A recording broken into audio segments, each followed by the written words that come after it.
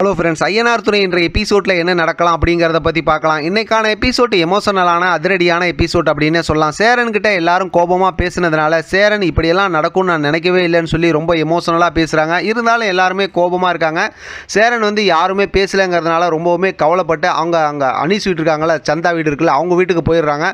அங்கே போய் பார்த்தா சந்தா கிட்ட இந்த விஷயத்தெல்லாம் சொல்லி அப்படியே அவங்க தோளில் சாஞ்சி அழுகுறாங்க. இப்படிலாம் நடக்கும்னு நான் நினைக்கவே இல்லை, யதார்த்தமாக தான் பேசினேன் அப்படிங்கிற மாதிரி அவங்க சொல்லிகிட்டு இருக்காங்க. இன்னொரு பக்கத்து பார்த்தோம் அப்படின்னாக்கா சோழன் அந்த ராகவை தேடி அவங்க வீட்டுக்கே போகிறாங்க. நம்ம ஏற்கனவே ப்ரொமோவில் பார்த்த மாதிரி வெளியில் கூப்பிட்டு 2 போடு போட்டு நல்லா மிரட்டி விட்டுறாங்க. இனிமேல் ஒழுங்காக நிலா கிட்ட நடந்துக்கணும் அப்படிங்கிற மாதிரி நிறையா பேசுகிறாங்க. சுருக்கமாக சொல்லணும் அப்படின்னாக்கா ராகவை செம்மையாக மிரட்டி விட்டு வந்துடுறாங்க.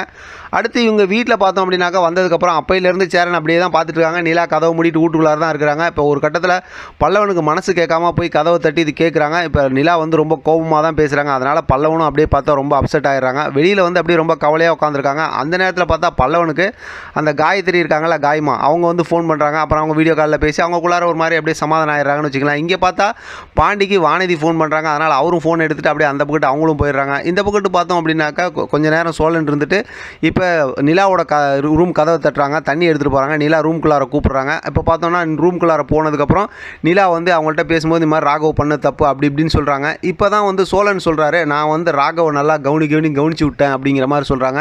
அதை கேட்டு அதாவது முதல்ல நிலா கோவப்பட்டாலும் அந்த மாதிரி போலீஸ் கேஸ் இது மாதிரிலாம் ஆகும் அப்படின்னு சொன்னாலும் இப்போ அங்கே தான் அவனை மிரட்டி விட்ருக்காங்களா, அனுப்பின மெசேஜ் இதெல்லாம் சொல்லி.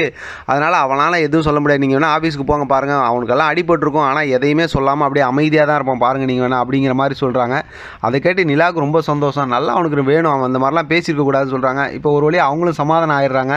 இதை பார்க்குற சோழனுக்கு இப்போ சந்தோஷம். இப்போ சோழன் சொல்கிறாரு, சேரன் அண்ணன் பேசுனது தப்பு தான், ஆனால் சேரன் அண்ணன் சமாதானப்படுத்துங்க அப்படிங்கும்போது இப்போ நிலா சொல்கிறாங்க, சேரன் அண்ணன் பேசுனது தப்பு, அதனால் சேரன் அண்ணன்கிட்ட நானே பேசி அதை சமாதானப்படுத்திக்கிறேன் அப்படிங்கிற மாதிரி சொல்லி அந்த விஷயத்தை அப்படியே கொஞ்சம் சமாதானம் ஆகிடுறாங்க.